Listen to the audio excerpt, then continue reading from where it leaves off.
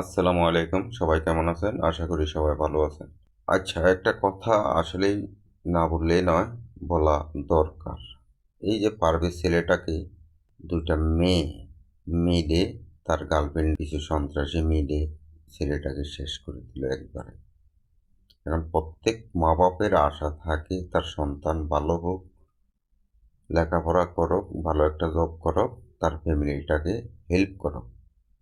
প্রতিটা মা-বাপের সন্তান তার কাছে অনেক কিছু। একটা সন্তান লাখ টাকা দিয়েও পাওয়া যায় না। আবার একটা সন্তান মানুষ করতে মানুষের বুক মাটিতে লাগে যায়।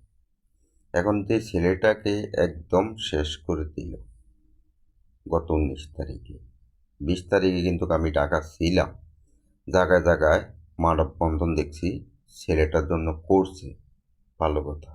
এখন ছেলেটা যদি খারাপ হইতো, সন্ত্রাসী হইতো, চাঁদাবাজি হইতো, বখাটে হইতো, তাহলে তো আর ছেলেটার লাই এলাকার মানুষ, বিভিন্ন পেশাদার মানুষগুলা মানববন্ধন করতো না।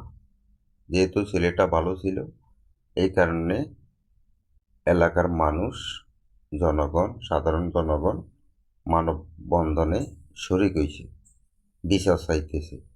দোষী যারা আছে তাদের শাস্তি চাইতেছে।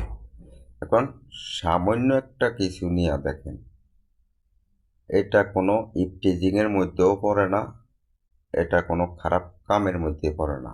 ছেলেটা শুধু মেয়ে দনোটাকে দেখে একটু হাসছিল। এই হাসার কারণেই তার কাল হয়ে দাঁড়িয়েছে।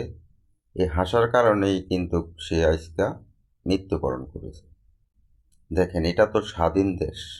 আমরা আসলে স্বাধীন বলি, কিন্তু আসলে কিন্তু এখানে দেখেন, বুক ফুলিয়ে কেউ কথা বলতে পারে না, কেউ হাসতে পারে না, কেউ তার ভাষাগুলা প্রকাশ করতে পারে না। এটা তো স্বাধীন দেশ হইতে পারে না।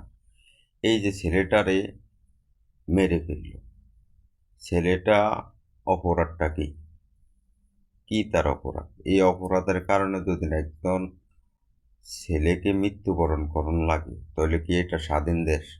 যারা এই সন্ত্রাসী, এদেরকে বিচারের আওতায় আনা দরকার। মেয়ে দনোটাকেও আনা দরকার। এদের কঠিন একটা শাস্তি হওয়া দরকার, যেহেতু এই ধরনের ঘটনা আর না ঘটে।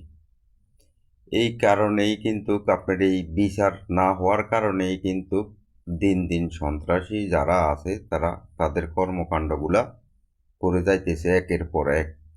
যদি আজকে বিচার হইতো, কঠিন বিচার হইতো, কঠিন শাস্তি হইতো, তাহলে কিন্তু এই ধরনের ঘটনাগুলা ঘটতো না। তো সবাই ভালো থাকবেন। ভিডিওটা ভালো লাগলে শেয়ার করে দিন।